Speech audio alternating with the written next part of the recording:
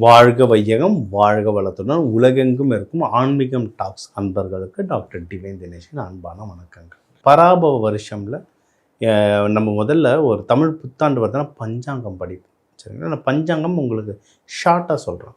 மெயினாக என்னென்ன ஒரு 3 பேரை பார்ப்போம். என்னென்னா, நம்ம வந்து ராஜா வந்து இந்த வருஷத்துக்கு குரு, மந்திரி வந்து செவ்வாய்.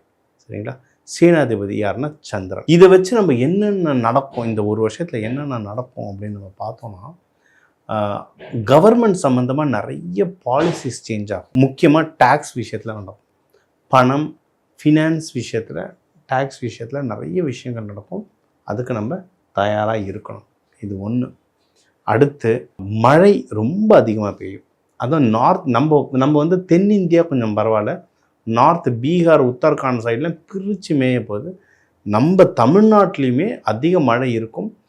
பல மழை தண்ணீரை வந்து நம்ம சேமிக்க முடியாது, கடலில் போய் கலக்கும். அந்த அளவுக்கு ஜாஸ்தியாக மழை பெய்யும். இதை தாண்டி நம்மளுடைய ஜாதகம் எப்படி இருக்குதுன்றதை நம்ம பார்க்கணும்ல. சரிங்களா? அதில் முக்கியமான விஷயங்கள் என்னென்னவோ அதெல்லாம் இப்போ நான் சொல்ல போகிறேன், கவனிங்க. தனுஷ ராசி, தனுஷ லக்னம் எப்படி இருக்கு? இந்த வருஷமே குரு பகவான் டேரெக்டாக உங்களை தான் பார்த்தாரு 7. ஸோ நல்லா தான் இருந்தது. சில பேர் வந்து கொஞ்சம் ஸ்ட்ரகிளாக இருந்தது சார், இல்லை சார் கொஞ்சம் டஃப்பாக தான் சார் போச்சு, ரொம்ப சுமூகமாலாம் இல்லை சார் அப்படின்னவங்களாம். ஏன்னா சனி பகவானும் 10ஆம் பார்வையாக பார்த்துட்டு இருந்தார். அதனால் உங்களுக்கு வந்து கொஞ்சம் அப்டக்கிள் வந்தது, கொஞ்சம் இழுபறி வந்தது. ஆனால் கடைசியாக ஜெயிச்சிங்களா இல்லையான்னு கேட்டால் ஜெயிச்சிங்க. லாஸ்ட்டில் ஃபஸ்ட்டு வந்துட்டீங்க, அவ்வளோதான். ரிசல்ட் வந்துருச்சு. ஓகேவா?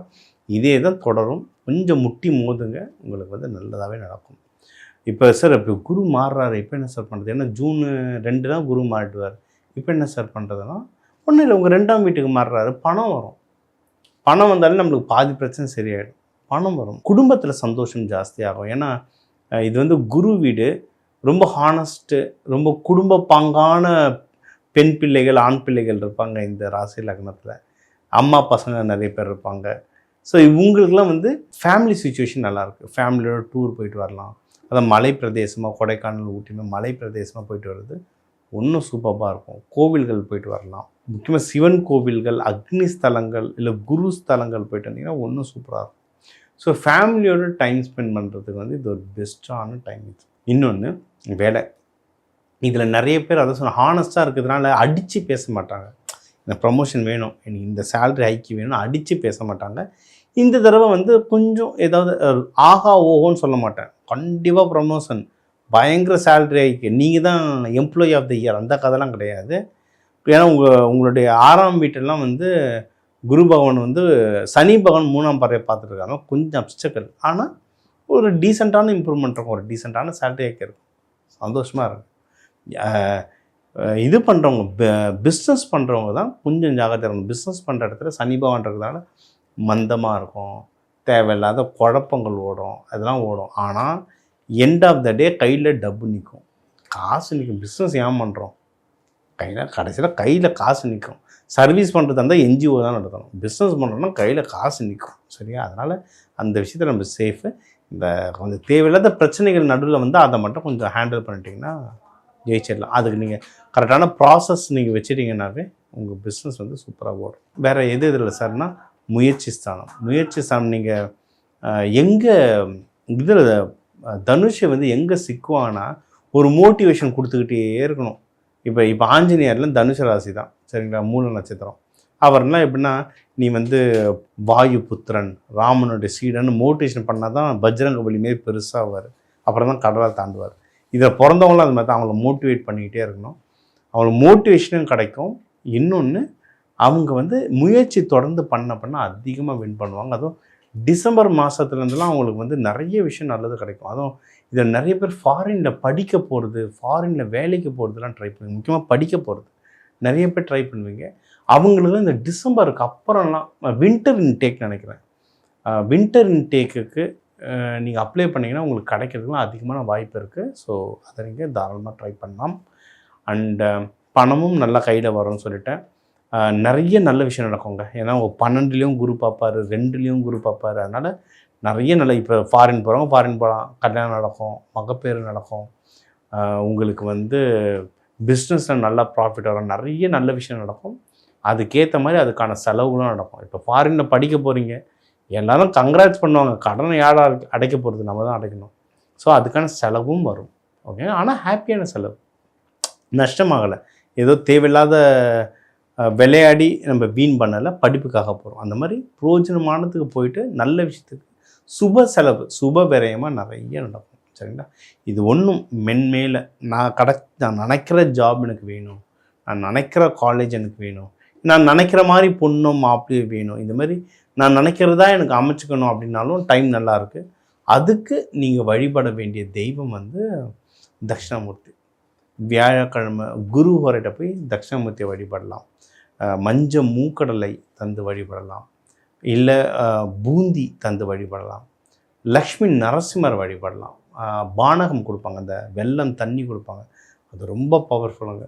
உங்கள் கையால் கொடுக்க முடிஞ்சால் சூப்பர், இல்லையா கோவிலில் காசு கொடுத்தாவது அந்த பானகம் கொடுக்க சொல்லுங்கள். லக்ஷ்மி நரசிம்மர் கொடுக்க இந்த தமிழ் வருஷம் உங்களுக்கு சிறப்பாக அமையும். இப்போ உங்கள் ராசிக்கான ரொம்ப முக்கியமான விஷயங்கள்லாம் பார்த்தோம். என்னென்ன, ஓவராலாக என் லைஃப் எப்படி இருக்கும், கல்யாணம் நடக்குமா நடக்காதா, காதல் சேருமா சேராதா, மகப்பேருக்கு டைம் எப்படி இருக்குது, வேலைக்கு டைம் எப்படி இருக்குது, பிஸ்னஸ் எப்படி, பிஸ்னஸ் வளருது, ப்ராஃபிட் வருமா வராதா, கடன் வாங்கலாமா கடன் வாங்கக்கூடாதா, ஏன்னா டூர் ட்ராவல்லாம் போகலாமா வரலாமா, வெளிநாடு போகலாமா வேணாமா, இந்த மாதிரி முக்கியமான விஷயங்கள் எல்லாமே நம்ம பார்த்து வந்தோங்க. சரிங்களா? இதெல்லாமே பொதுவான தகவல். நம்ம எப்போவுமே சொல்கிறது, 12 கோடி தமிழர்கள் இருக்காங்கன்னா ஒரு ராசி லக்னத்துக்கும் 1 கோடி பேர் இருக்கீங்க. சரியா? அதனால் அந்த 1 கோடி பேருக்கு நம்ம பொதுவாக தான் நம்ம சொல்ல முடியும். கட்டவரல் ரேகை மாதிரி ஒவ்வொருத்தருக்கும் ஜாதகம் மாறும், அதை பொறுத்து நிறைய விஷயங்கள் மாறும். சரிங்களா? பொதுவான விஷயங்கள் சொல்லியிருக்கேன், இதை எடுத்துக்கோங்க. இதில் உங்களுக்கு எந்தெந்த விஷயம் மேட்ச் ஆகுதோ அதை எடுத்துகிட்டு அந்த தெய்வ வழிபாடு பண்ணுங்கள். உங்கள் வீட்டில் முக்கியமான விஷயத்தை ஒன்று நடக்க போதுன்னா என் நம்பர் இருக்குது, அதுக்கு கால் பண்ணிவிட்டு நீங்கள் கன்சல்டேஷன் எடுத்தால் இன்னும் அக்யூரேட்டாக வரும். சரி, நான் இந்த வீடியோ ஸ்டார்டிங்லேயே சொல்லிட்டேன், இந்த வருஷம் பராபவ வருஷம் எப்படி இருக்கும், கவர்மெண்ட் சேஞ்சஸ் என்னென்ன வரும்ன்ட்டு. இதெல்லாம் இன்னும் அதிகமாக என்னென்னா போர்கள்லாம் ரொம்ப ஜாஸ்தியாக வருங்க. முக்கியமாக அண்டை நாடுகளோட, நம்ம பங்களாதேஷ், சைனா, இங்கெல்லாம் போர்கள் அதிகமாக வரும். ஓகே, நம்மளுக்கே டிஸ்டர்பன்ஸ் அதிகமாக வரும். இது ஜோதிடம், நான் சொல்கிறது ஜோதிடம். அப்போது இது நம்ம கண்ட்ரோலில் இருக்கான்னா ஓரளவுக்கு இருக்குது, பட் பெருமளவுக்கு இல்லை நம்ம கண்ட்ரோலில். அதுதான் உண்மை. நம்ம என்ன செய்யணும்னா, இந்த நேரத்தில் நம்ம எதெல்லாம் சேவ் பண்ணணுமோ பண்ணிக்கணும். பணம் சேருங்க, தேவையில்லாத செலவு பண்ணாது.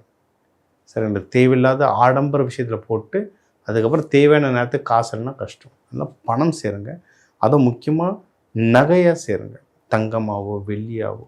ஏன்னா சில இது யாரையும் தப்பு சொல்ல முடியாது. இப்போ கிரிப்டோ, சில கண்ணுக்கு தெரியாத இன்வெஸ்ட்மெண்ட்டில் போட்டு ஏமாந்துடாதீங்க.